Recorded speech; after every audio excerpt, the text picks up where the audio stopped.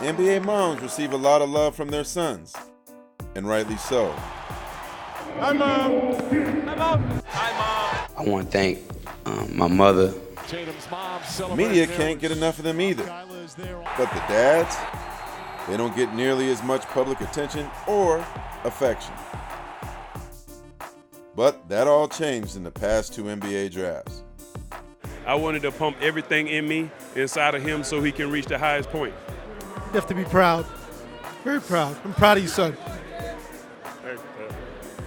Black fathers were front and center, crying, celebrating, rejoicing with their sons, and the long road they took to get to this moment. The Undefeated sat down with T, father of Grizzlies rookie Ja Morant. Winston, father of Cavs rookie Darius Garland. Charles, father of NBA superstar Chris Paul. And Wendell, father of Bulls second-year big man Wendell Carter Jr., for a candid talk about Black fatherhood and the joys and challenges of raising NBA sons.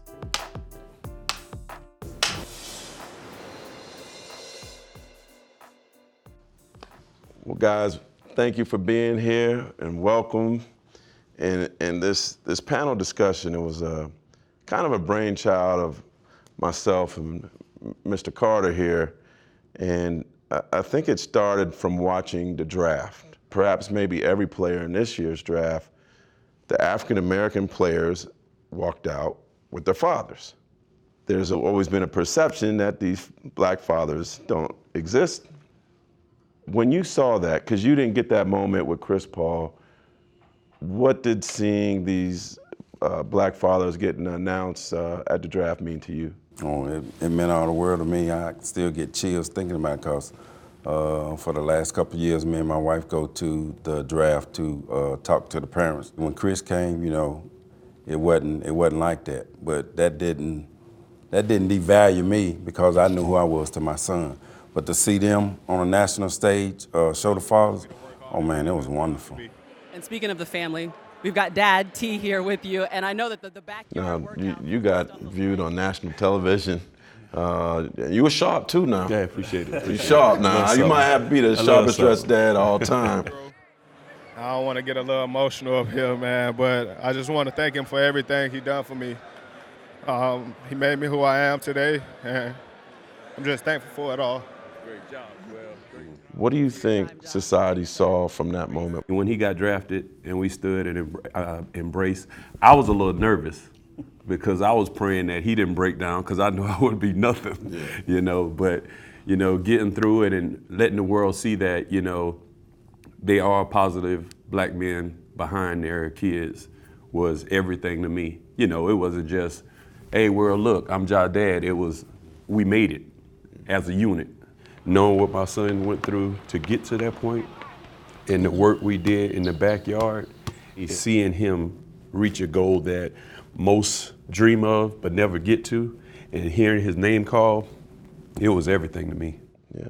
Well, do you remember when you walked out on stage, the world sees you, what was that moment to you, and how do you, what statement do you think that made? He talked about it from the time he was 7, 8 years old. This is what I want to do. And so, you know, and just to hear his name called and you know, being a part of that was incredible. Words can't express. All the hard work in the driveway, working hard, you know, he's doing his thing in school. Everything's lined up the way it's supposed to be. And we never talked about going to the NBA. That never came up. It was just, okay, you're in high school, you know, you're gonna go to college, and it just so happened, we talked about probably the NBA right when he found out, hey, you probably gonna be a lottery pick, but that was, I mean, that just took, it took me to cry on TV to let everybody know that we finally made it, so that was great. Mr. Paul, you have a group you lead, fathers and men, professional basketball players, president of this group. What do you think is the perception and reality of black fathers, period? Perception is that we're not there. All of us have been there. I mean, I watched my kid come in the world. So the perception is you show up when lights, camera, action, you know, that's what I think about it. You know, when the kid start being something in high school or being something in college, then you show up. I mean, all of us have been there. Yeah. All of our kids' lives. There's no knock to Mr. Ball, but I say the most recognizable dad in the whole NBA has been him. And you get to see Curry because he played, and Steph is a great player. But there's so many other fathers, but you don't talk about them fathers. You know, only the negative stuff. So we try to highlight the positive stuff. I used to watch NCAA games, and all you would hear Billy Packard talk about for a long time there was the tragedy or the lack thereof of a black dad. He's been raised by his mom, and this went on for a long time, and I'm saying to myself, man, the guys that grew up with, you know, two-parent households, they're no good because, you know, their dad is there, you know, so when does it stop? It almost, for me, became, you know, man, close to obnoxious. That's all you heard. And also, I mean, not just that, I've been at the game sitting right beside my wife, and there's a couple more dads could tell you, sitting right there beside my wife, and they interview her. I'm just sitting there just smiling. I'm just smiling. When they were first, it bothered me a little bit because I was like, this is still happening. We'll be at the game, and we'll sit at the Bulls game. I'm sitting right next to my wife, and they'll come and say something to her and won't even acknowledge me. One guy said he didn't even realize I was his father. So it's definitely, and then I had to learn. It used to upset me. I'd get up and walk away, and you know, I said, "Babe, did you just see that?" And so it's been on, but it's lightened up, and I've kind of took Charles' advice and don't let it bother me. You know, as long as me and my wife are okay with it, and she'll say, "Hey, this is Wendell's father," and I'm like, "Okay, now we can squash it," but it'll still continue.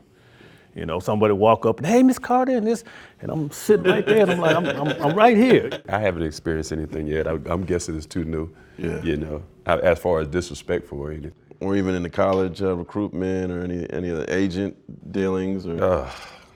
Let it out. Like the crazy thing, especially with the agents, like they would just calling, but they would call my wife. Yeah. A couple of them would call my wife. So my wife and Ja channeled all the phone calls to me. And it was instances where I'm talking to them and they were like, when is a good time to get your wife number to talk to her, you know? And a couple of them were like, "So y'all are married?" "Yes, we're married." Yeah. Like, "What you think?" Yeah, so as far as disrespectful, it was like multiple phone calls. A couple of dudes, they would call my wife. Then my wife channeled them to me, and I'm like not feeling their vibe. Like, "Nah, you can't do nothing for my son," and they'll change their number, call me from a different number, you know, and then call my wife from a different number too, and she was like, "That's the same person who just called us," same accent and all.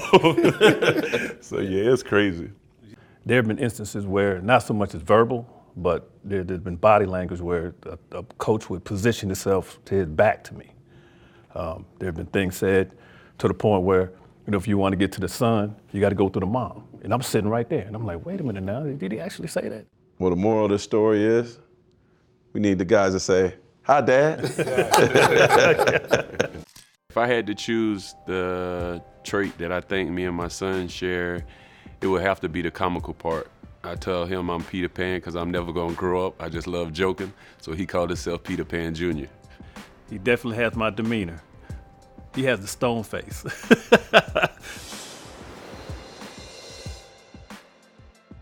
Now that your sons are going into the NBA, what are you most concerned with on and off the court? What are you most looking forward to, and what do you think are going to be the biggest challenges? I want them to build great relationships with people, and I want them to love people and enjoy people, but understand that it's some vultures out there, it's some piranhas out there, and they're waiting, both male and female. They're waiting. So that's my biggest concern off the court is that, so far he's done a great job of surrounding himself with some quality friends and some quality young men and women. So yeah, that's my biggest concern is just that, he understands that everybody that's smiling is not with you. Another thing, you know, we have to worry about his relationship with the women. I'm gonna say it. You know, we have to watch that. Actually, what we did do, we set it up where you had to sign a disclosure if you enter his apartment, or so nothing gets out. As far as somebody wants to take a picture and then put it on the internet, you know, we've got that covered. So we're just trying to get him to understand, you know, to watch these relationships, take it slow, and just keep your circle small. Because I've lost friends. I had people come and ask me for money, and so I lost a lot of friends. I might have, other than my wife, I might have like 3 friends right now. Really? Yeah. Just over financial reasons? Yeah. How did you explain it? You say it's something about family and kinfolk? Family and kinfolk. That's different. It's a difference. It's a difference. Explain the difference. Well, some of the relationship that you built over the years when your kids were small, as opposed to somebody that's coming on once they start becoming, you know, popular or famous and stuff like that.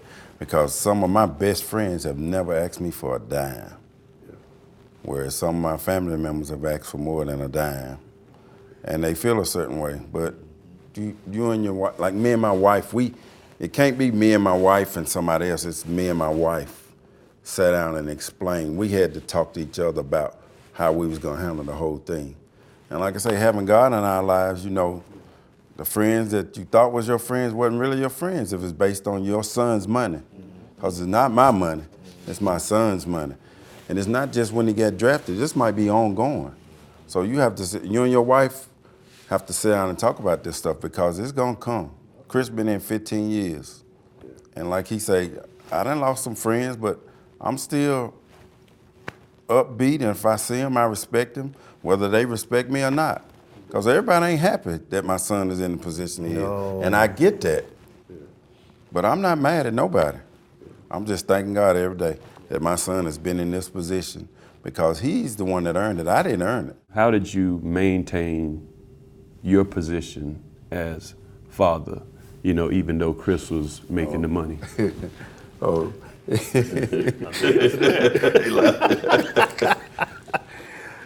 Even though Chris has made the money to maintain who I am, first thing Chris wanted to do was move us out into another house. And me and my wife, we wasn't ready. You know, we was happy where we was. The real eye-opener was when he bought his 2006 car, and I went down there to look at it. It cost more than my house. That's when I was like, wow, you know, this boy making some money. But once again, the money don't change who you are. Right. You's his father. You've been there. I mean, it ain't like you gonna start acting like I need a Mercedes next week, I need this next week, you know, your son know you know your son. If it's something that you need to sit down and talk to him about, sit down and talk to him. Right. You know, you ain't gonna take a back and say, well, I can't talk to my son. He's playing in the NBA now. You know, I can't. Oh no, don't never feel like that or you won't be no good to him. You won't be no good. Did you ever have to have conversation with him about the people that he was around or wanted to become part of his circle or? Yes, I had that conversation with him and his brother. You know, about certain people. Some people come into your life for a season. And then some people you just have to, I always say, we don't get rid of people, people get rid of themselves. How they approach you, how they act towards you. And then if all of a sudden you become this money tree. So the same way I feel, Chris have had to get rid of people in his life because they don't have my number, they got his number. And sometimes he won't tell me, and CJ won't tell me. But later on I find out this person ain't around no more. Yeah, because you didn't stop giving him. But you know, some things he did on his own, some things I had to sit down and talk to him like, hey, this person is, you know, a little bit much. You know, when it become a little bit much where he's thinking about it, oh, that's too much. Yeah. You mentioned your son, CJ. Talk about his role with your son on a daily basis, because he's basically his personal manager. Oh, yeah. And I don't know if you guys have somebody you trust already to be with your sons when you're not there. And I don't know who your guy was for Wendell, but how important is his role? CJ is so, we talking about Chris.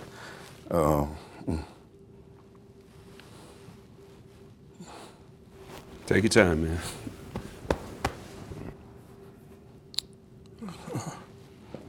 when I talk about CJ, he's been everything to our family and to Chris. Like I say, all these avenues that Chris has been in, CJ's been right there.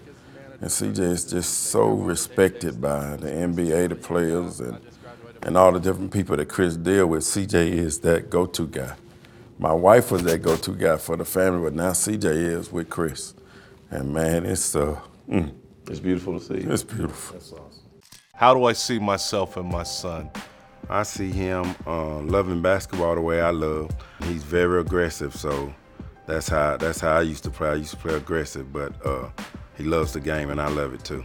He's caring, so that's one of the traits. And on the court is, be a dog. Be a dog at all times, and he's got it in him, and he's ready to show it. We stand before you as fathers, sons, husbands, brothers, uncles, and in my case, as an African-American man and the nephew of a police officer. Perhaps the most powerful moment in SB's history was when your son, Chris Paul, LeBron James, Carmelo Anthony, and Dwayne Wade stood on the SB stage and basically talked about the problems with race and police brutality and how even us as a black culture need to do better. Right. Gun violence and whatnot. Did you see that coming? Did you know that was coming? And you just were watching the show? Did Chris say, "Dad, make sure you turn it on when it starts"? Or nope. So you didn't watch it live? Mm-hmm. So what are you thinking? He told me it was gonna be something special that night. That's it? That was it. And it was special. You know, I don't have to know everything, details, but when he tell me stuff, I listen, because he tell me for a reason. But yeah, it was special, and like you say, it was moving. It was hard, touched my heart to see my son up there, with those other guys making a statement like that. Let's use this moment as a call to action for all professional athletes to educate ourselves. Sadly, in our society today, you have to have the talk with your son. And every father's talk is different. And this has gone on, probably your father gave you the talk and your fathers gave you the talk. What do you recall about talking to Chris about it? And obviously he's older now, but being in North Carolina, what do you remember about the talk that you gave your sons? I just always tell them be safe, be aware of their surroundings, and if the police stop you, just be still, back then. So, just pull over and do what he say. That's what I used to say. Pull over and do what he say. But all this stuff is new, because we talking about our young boys being scared. I have to watch myself. It ain't just the young, it's just about being, black. It's sad, but it don't make me mad, it just make me more aware of it can't get comfortable. Yeah, my thing with Darius was how he had to conduct himself. And so even in the classroom, just walking the hall, you've got to be extraordinary. You've got to be 5 times better than the white kid here. You've got to do everything right. And the part with when he was starting to get his license, and we'd go over the handbook and what should you do? We'd role play. Woo! Police, what do you do? I get my license. No, you show him your hands. Show him your hands. So yeah, we went over. What was his reaction when you told him that? Yeah, we watch enough news. He was starting to get it. He was starting to understand that, yeah, this is real out here. It's potential war on little brothers, and here's the things that you got to do, the things that you've got to be real good at, and yeah, just watch yourself. Yeah. What I tell Ja is, anytime you see a police, give them respect regardless. Like even if you're walking out the gym at the game, hey, how you doing? And keep it moving, right? Because I think your attitude and the perception that the police have towards you, especially if they see you carry yourself in a positive way, makes sense. Just follow instructions. All you want to do is make it home. And your son's a big dude. Yeah. That's already intimidation. Yeah, and I used to get it too. One time I got pulled over and he told me to get out the car, and I got out, and the guy was maybe about 5 foot tall, and he backed up. And so I shared those kind of stories with him. I made him watch the documentary 16 Shots. It's actually in Chicago. And I said, well, you're in Chicago now, and you got to be careful because these kind of things happen. What I do is I show him and let him see the current events, so it's not coming from me, and we just can't have a proverbial talk. He can actually see what's going on in society. Real quick, tell people about the name of the organization you're president of and your mission, and it seems like you got to recruit some members over here. I'm a president of the Fathers and Men's of Professional Basketball Players, and we just like a support group. We try to support each other. It's a lot of things that we can help you with, and a lot of things that you won't have to go through, or if you go through, you got to err. Just take your time and keep your family intact. That's the main thing. Yeah. Keep that core family group intact, and you'll be fine with whatever come with me. Keep that core together. Don't let that money determine who y'all end up being. Hello, Chris Paul. This is Dad, bringing you a little short message, letting you know how proud I am of you and love the things that you do off the court as well as on the court.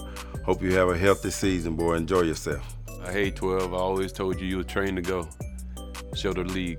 Well, one day when you go into your second season, you got to get over your injuries. You got to be punctual and learn how to be a pro. Hey, son, work your tail off, stay consistent, and most of all, have fun. Thanks for watching ESPN on YouTube. For more sports, highlights, and analysis, be sure to download the ESPN app. And for live streaming sports and premium content, subscribe to ESPN Plus right now.